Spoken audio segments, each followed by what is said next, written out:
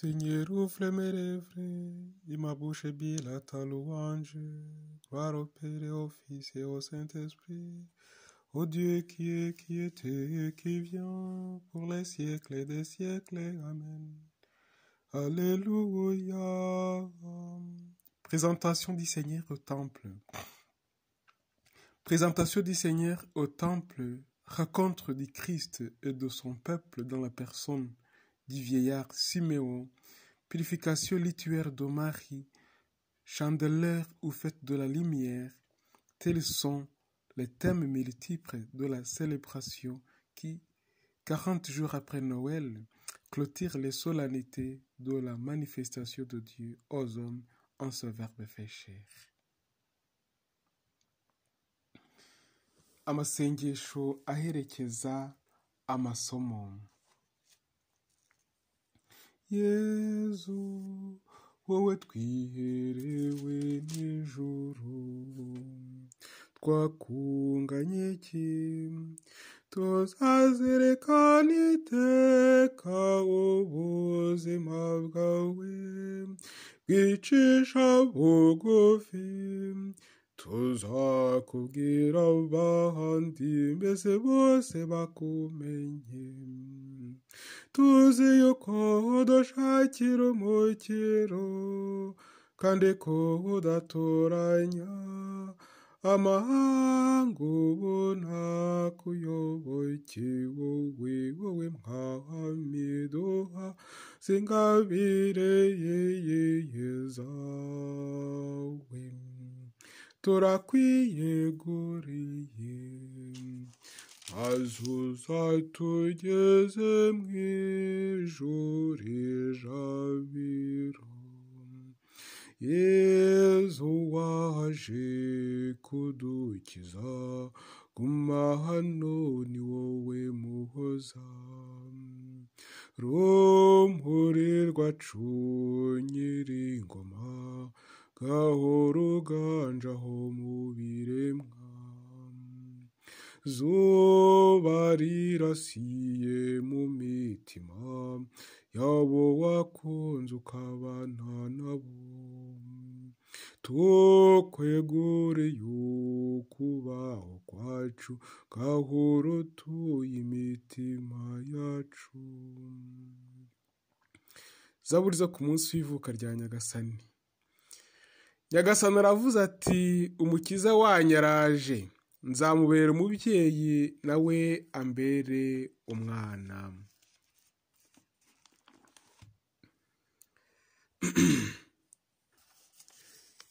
Zaburi ya kabiri. Ni iki gituma amahanga asakabaka n'imiryango ikajujura ibitagira shinge? Abami b'isi bahagurukiye icyarimwe n'abatware bishyira hamwe ngo barwanye Uhoraho n'intore ye. Bati nimucyo ducagagure ingoyi badushyizeho, tunajye kure iminyururu batuhesheje. Utetse ijabiro mu ijuru we arabaseka, Uhoraho abaha urw'amenyo. Nuko ababwirana uburakari, ubukare burabakangaranya, ati ni jye wiyimikiye umwami kuri Siyoni umusozi wanjye mutagatifu. Reka ntangaze iteka Uhoraho yaciye. Yarambwiye ati uri umwana wanjye, jyewe uyu munsi nakwibyariye. Binsabe maze nguhe amahanga aho umunani wawe n'impera z'isi z'ubukonde bwawe. Uzabamenaguza inkoni y'icyuma, ubajanjagure nk'urwabya rw'umubumbyi. None rero bami nimwumvireho, namwe bacamanza b'isi mwisubireho. Nimukeze Uhoraho mumufitiye icyubahiro, mupfukamire umwana we mudagadwa. Naho ubundi yarakara mukarimbukira mu nzira, kuko uburakari bwe budatindiganya. Hahirwa abamuhungiraho bose. Ubahe Imana Data na Mwana na Roho Mutagatifu, nk'uko bisanzwe iteka, niyubahe n'ubu n'iteka ryose. Amina. Nyagasani aravuze ati, umukiza wanyu araje, nzamubera umubyeyi nawe ambere umwana. haguruka ubengerane Yeruzalemu, urumuri rwawe rwaje, n'ikuzo rya Nyagasani ryakurasiyeho. Zaburi ya 18. Ijuru ryamaze ikuzo ry'Imana, n'ikirere kikagaragaza ibyiza yakoze. Umunsi ubwira undi munsi inkuru yabyo, ijoro rikabimenyesha irindi joro. Nanone nta nkuru nta n'amagambo, kuko ijwi ryabyo ritumvikana. Ariko ku isi hose urusobe rwabyo rurigaragaza, n'imvugo yabyo ikagera ku mpera z'isi. Hejuru yo kure n'Imana yashingiye ihema izuba, maze naryo akumuka usohotse mu nzu y'ubugeni rikishimira gukataza mu nzira yaryo. Rirasira ku mpera imwe y'ijuru rigataha ku yindi mpera, ubushyuhe bwaryo ntibugire aho busiga. Yubahe Imana Data na Mwana na Mutagatifu, nk'uko bisanzwe iteka, niyubahe n'ubu n'iteka ryose. Amina.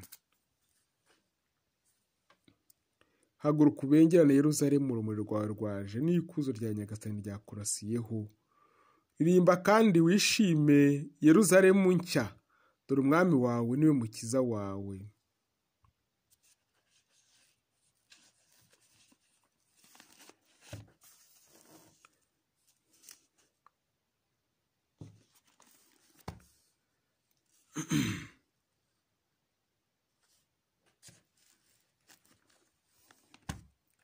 Zaburi ya 44.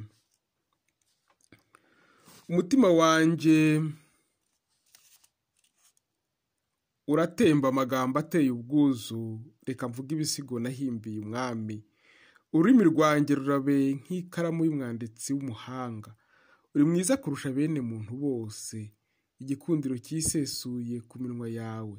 Nicyo gituma Imana yaguhaye umugisha uzahoraho. Ambara inkota yawe ku itako, wantwariwe, maze ugendane ishema n'ubukaka. Wurire ifarasi yawe maze uganze, urwanira kure ubugwaneza n'ubutabera. Indyo yawe izaca ibintu, imyambi yawe iratyaye. Ingabo ziguteye uzazihindura imirara, bityo abanzi b'umwami ubahoranye umutima. Intebe yawe y'ubwami iragahoraho iteka, mbese nk'iy'Imana ubwayo. Inkoni yawe ya cyami iraba iy'ubutabera, ukunda ubutungane ukanga ubugiranabi. Nicyo cyatumye Imana ariyo Mana yawe yaragusize amavuta y'ubutore kandi y'ibyishimo, maze ugahitamo muri bagenzi bawe. Imyambaro yawe irahumura imibavu ya manemane, ishangi n'ububani.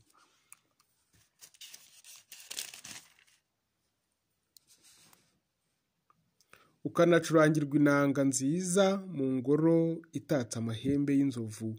Abakobwa b'abami babarirwa mu nkoramutima zawe, n'umwamikazi aguhagaze iburyo.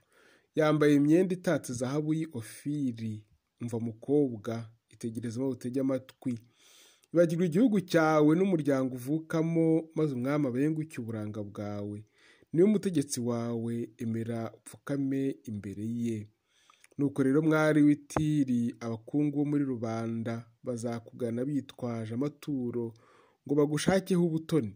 Umukobwa w'umwami nguyu atungutse arabagirana, yarimbanye umwambaro utatse zahabu, bamuhingutse imbere y'umwami bamutatse. Ahagira n'abakobwa bagenzi bamuherekeje, babinjiza mu ngoro y'ibwami, batambagirana ibyishimo n'ubwuzu. Abahungu bawe nibo bazasimbura ba sogokuruza, uzabagira ibikomangoma ku isi hose, maze nzarate izina ryawe mu mbyaro zose, n'imiryango izagusingiza ubuziraherezo. Niba Imana Data na Mwana na Mutagatifu, nk'uko bisanzwe iteka, niba n'ubu n'iteka ryose. Amen. Mana yacu, twibutse urukundo rwawe hagati mu ngoro yawe. Isomo rya mbere, isomo ryo mu gitabo cy'Imukamisiri, umutwe wa 13 umurongo wa 2 n'uwa 3 n'uwa 11 kugera kwa 16. Imukamisiri 13 rimwe kugera kuri 3. Uhoraho abwira Musa aya magambo ati: uburiza bwose muri Isirayeli uzabunture, bwaba ari ubw'umuntu cyangwa se ubw'itungo ni ubwanjye. Musa abwira rubanda ati muzajye mwibuka wa munsi mwaviriyeho mu Misiri mu nzu y'ubucakara.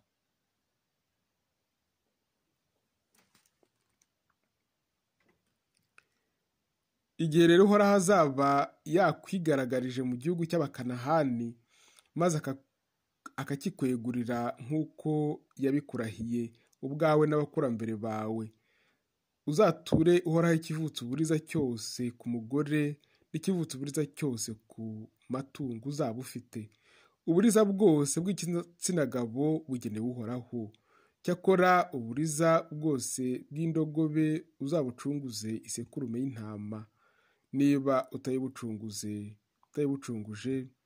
uzabuvune ijosi, n'umuhungu wese w'imfura mu bana bawe nawe uzamucunguze itungo. Igihe rero umwana wawe azakubaza ngo ibi ngibi bivuga iki, uzamusubize n'Uhoraho yatuvanye mu Misiri mu nzu y'ubucakara abigirishije imbaraga z'ukuboko kwe. Kuko rero Farawo yari yanze kuturekura ngo tugende, maze Uhoraho yica ibyavutse uburiza byose mu gihugu cya Misiri, kuva ku mfura y'umuntu kugeza ku buriza bw'amatungo. Ngiyo impamvu ituma ntura Uhoraho igitambo cy'ibivutse uburiza cyose by'igitsina gabo, ariko ngacungura imfura yose mu bahungu banjye. Iryo ni ijambo ry'Imana. Turishimiye Imana.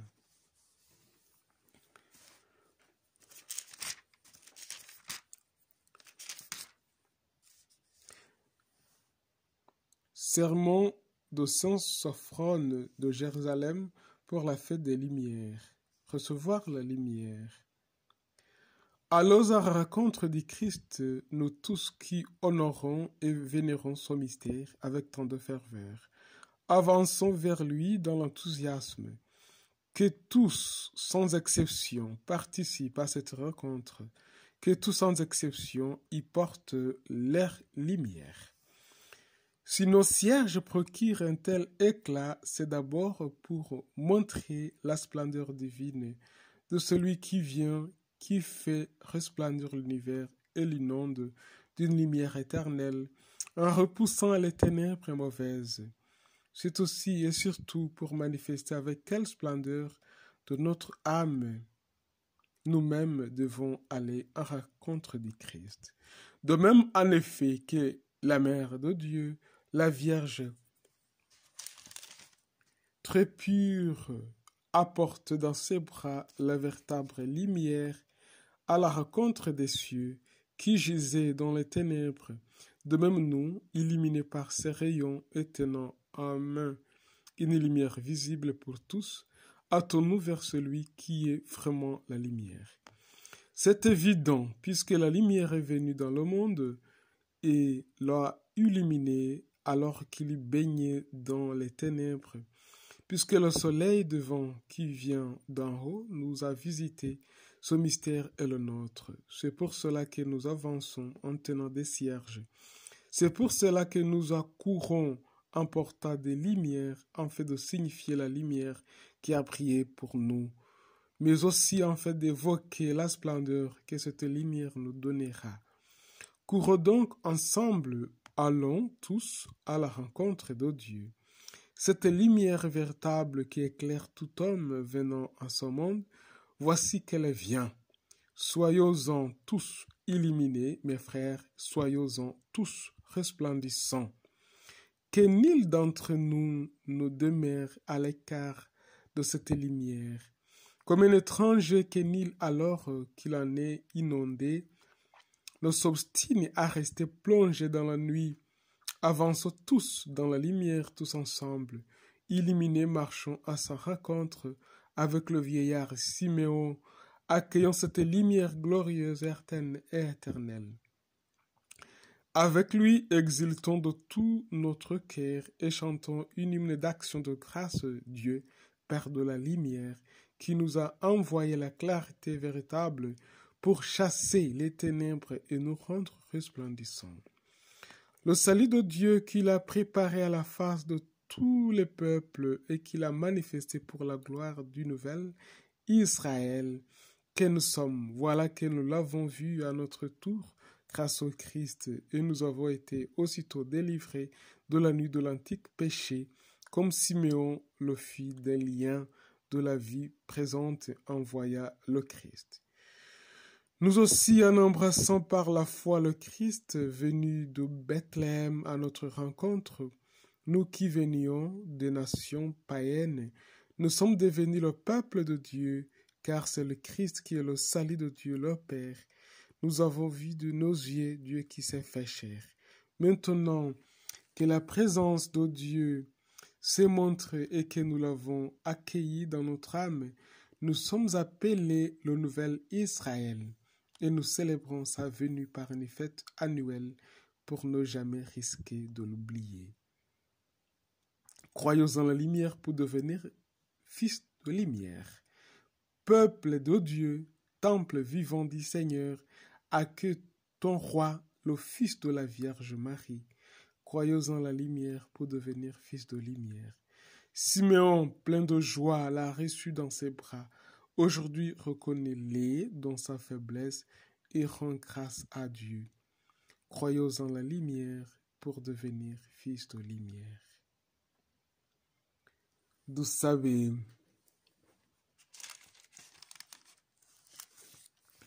Mana ishobora byose, ugora witeka, turatakambira ubuhangange bwawe twiyoroheje, maze nk'uko umwana wawe w'ikinege yakweguriwe no mu ngoro ntagatifu afite kamere muntu, aba ari nako natwe uduha kukwiyegurira n'imitima isukuye kubwa Yezu Kristo umwana wawe n'umwami wacu, Imana mubana mugatekana n'ubwaro mutagatifu kwibera simburana iteka.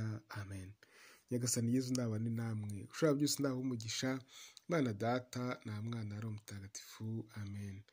Munsi mwiza wa Yezu aturwa Imana mu ngoro ntagatifu.